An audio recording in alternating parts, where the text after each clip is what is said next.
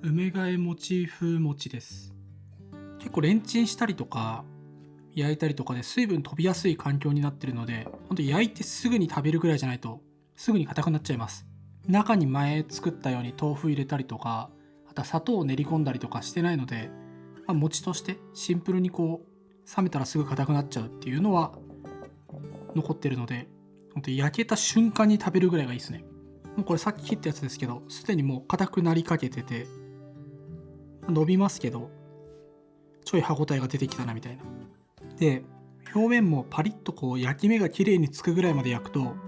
そこじゃない部分は乾燥してきちゃうんですよね。なのでほんと焼くときはさっと、ほんと色つくぐらいまでやんなくてもいいんじゃないかなとは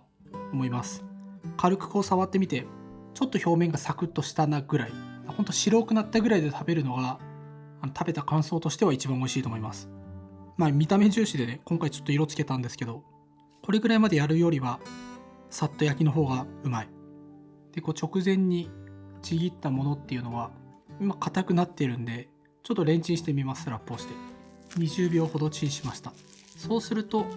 もう柔らか、めっちゃ伸びるぐらいになってます。こういう感じで美味しい。表面香ばしくていいです。ただもう固めにはなってきてて、表面のこの乾燥した部分が邪魔だなってなりだすんで、本当にね、そんなに焼かない方がいい。さっとでいいと思います。今回動画を撮るにあたって、お正月とか近いということで、なんかお餅をねちょっと違った感じで食べられればいいかなということで、これにしたんですけど、何個もたくさん作るっていうよりは、ちょっと余ったので1個2個作るぐらいの気持ちでした。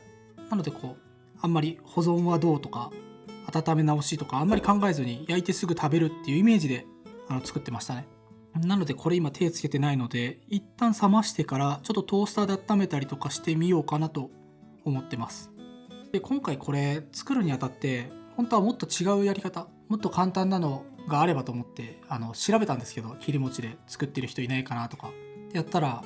レンチンした餅をただ折りたたんで焼く時に潰すっていうすっごい簡単な方法を紹介されている方もねいたので、それを参考にさせてもらいながらそういう風にしようかなと思ったんですけど、なかなかね それもそれでまた難しさがあって、でもすごい簡単で、本当はそれでね綺麗に仕上げられればよかったんですけど、なかなか思うようにいかなかったので、でも味は同じなんで、本当餅をチンしたら、僕の場合はこう伸ばしてから包みましたけど、伸ばしもしないで1個のお餅の片側にあんこ乗せて折りたたんで潰しながら焼くっていうね、めちゃくちゃ簡単な方法を紹介されてたので、僕の方はある程度綺麗に包めて、こうあんことかが飛び出しづらい、飛び出しちゃっても全然いいんですけど、飛び出しづらくて、見た目的に綺麗に作った方がいいかなということで、ちょっと変えてこういう感じにしてみました。